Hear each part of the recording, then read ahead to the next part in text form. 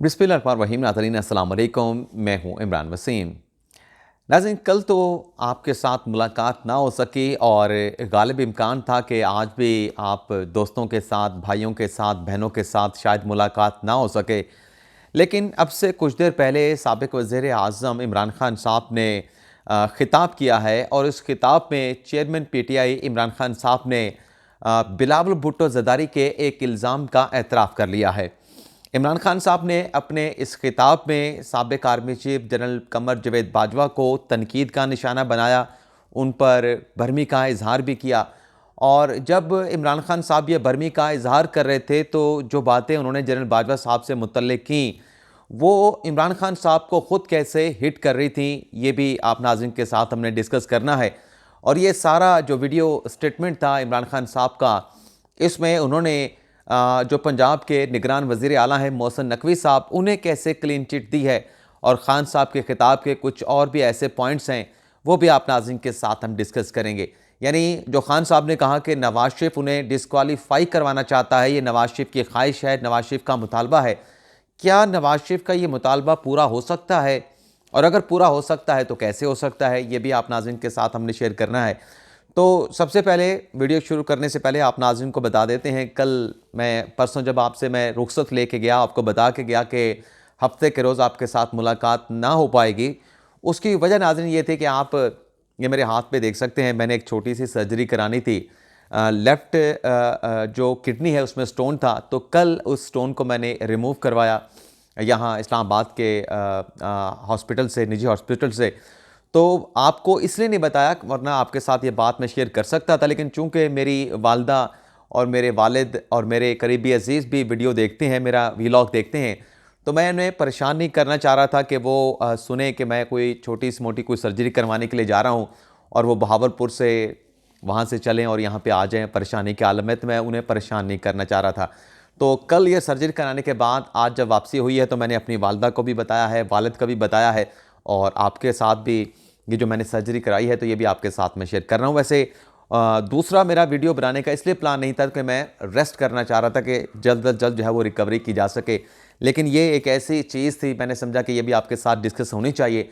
और पिछले वीलॉग में जो आखिरी वीलॉग था, मैंने आपको ये भी बताया था कि 16 फ़ेब से लेके 4 अप्रैल तक, मार्च तक जो है वो आपके साथ मुलाकात ना हो सकेगी। तो उसकी भी वजह आप दोस्तों को चलें बता देते हैं, बल्कि बताना ज़रूरी है आपके साथ। एक तो नाज़रीन ये है कि मैं 3 दिन के लिए न्यूयॉर्क जाना है, अमेरिका जाना है, उसके बाद फिर 12 दिन के लिए मेरी जो है वो सऊदी अरब में मेरा क़याम है।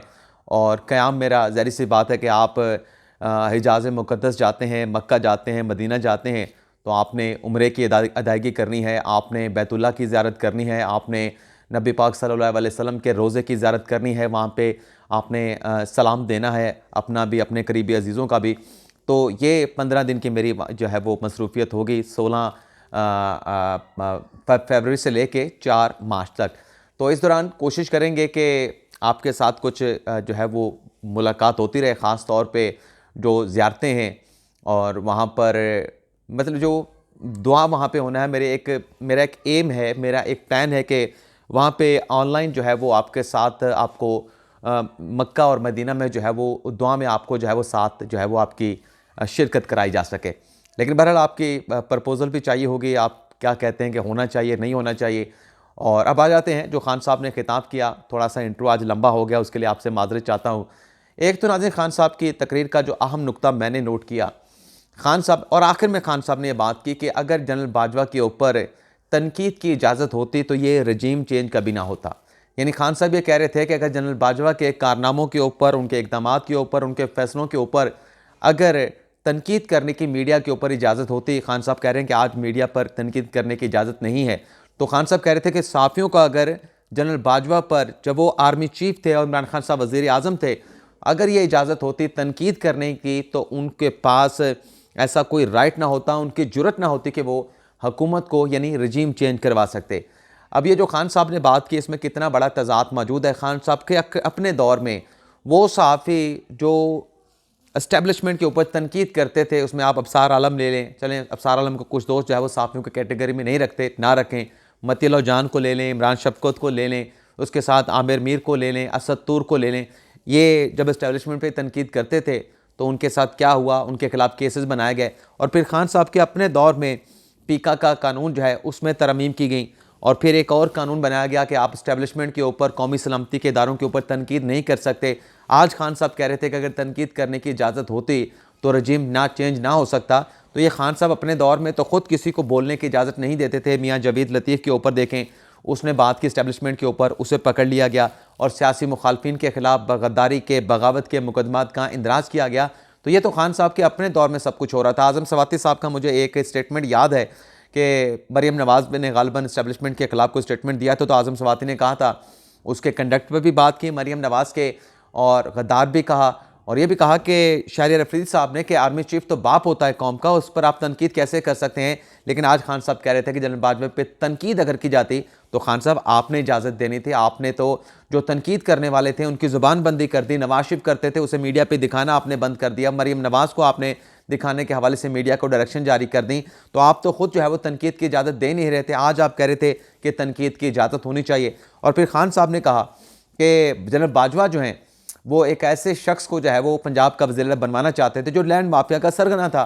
अब यहाँ पे खान साहब से सवाल पूछें, आज खान साहब आज़ादी सहाफ़त की बात कर रहे थे और मैं ये सवाल पूछने जा रहा हूँ और ये सवाल पूछने के दौरान जो खान साहब के चाहने वाले हमें देखते हैं वो लाजमी कमेंट बॉक्स में जिस तरह से हमारा इस्तकबाल करेंगे, हमारे लिए अल्फाज इस्तेमाल करेंगे, यह उनका अपना ज़र्फ़ है। लेकिन हम सवाल पूछ रहे हैं कि अगर अलीम खान लैंड माफिया का सरगना था तो आपकी पार्टी में क्या कर रहा था? अगर वो लैंड माफिया का सरगना था तो आपने उसे MPA का टिकट क्यों दिया? अगर वो लैंड माफिया का सरगना था तो आपने उसे अपनी पंजाब काबीना में सीनियर वजीर क्यों बनाया?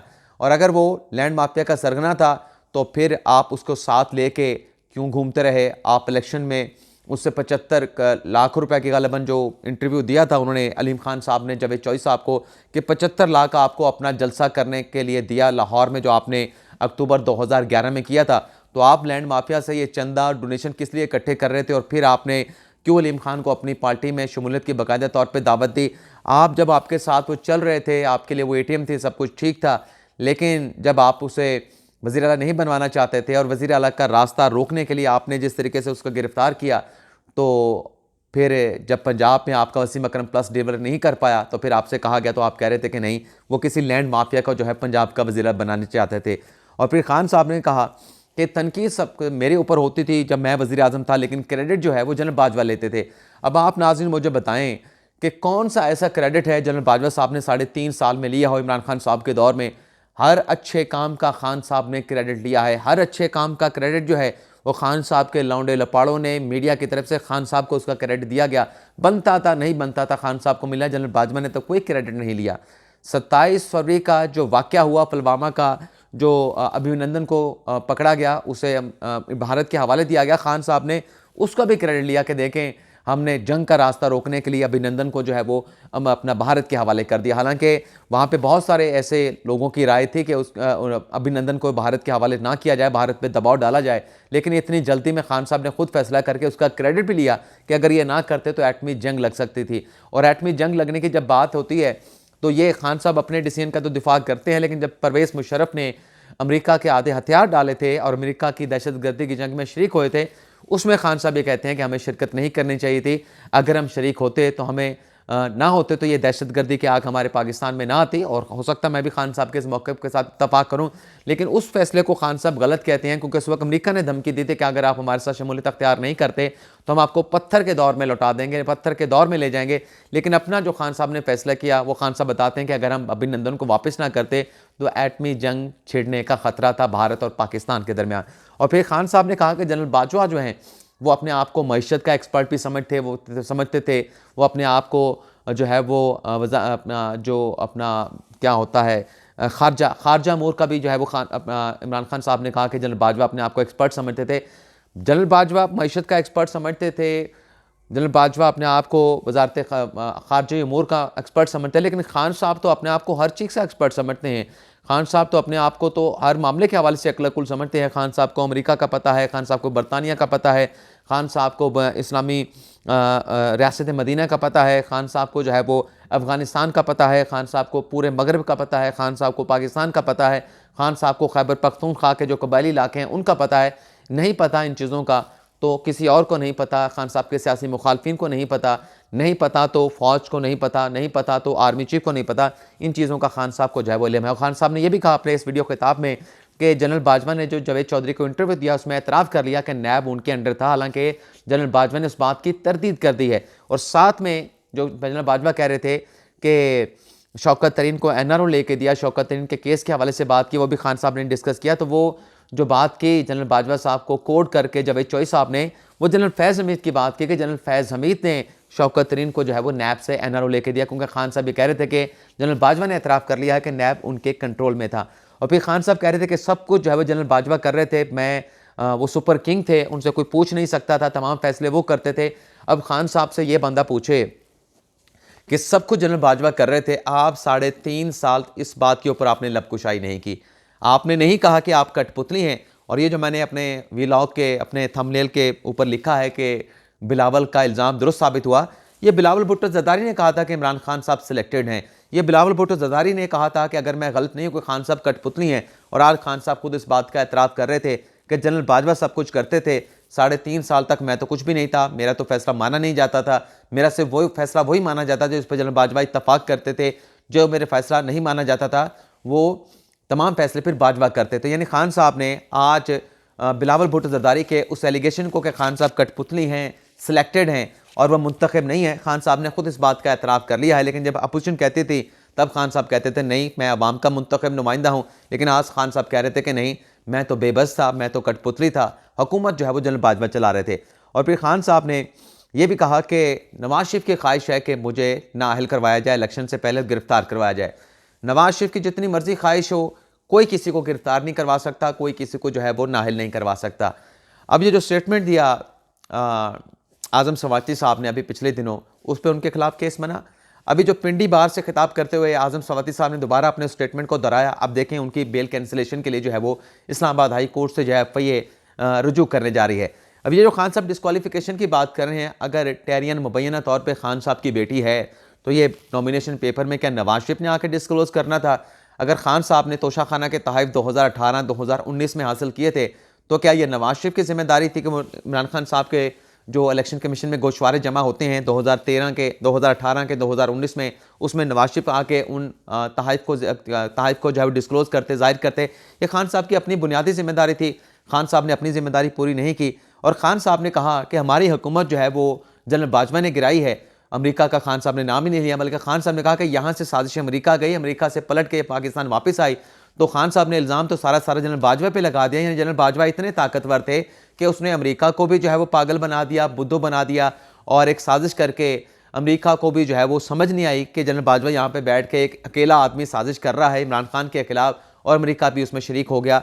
ये खान साहब ने स्टेटमेंट दे के अमेरिका को भी क्लीन चिट दे दी है और मुर्द इल्ज़ाम जो जनरल बाजवा को ठहरा दिया है, और साथ में मोहसिन नकवी को भी जो है क्लीन चिट दे दी है।